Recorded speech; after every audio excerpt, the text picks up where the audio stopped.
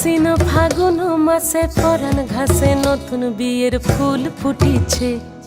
উথালি পাথালি মনে আলতা কোণে নতুন বিয়ের ফুল ফুটিছে।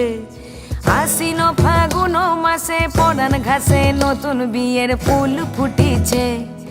উথালি পাথালি মনে আলতা কোণে নতুন বিয়ের ফুল ফুটিছে।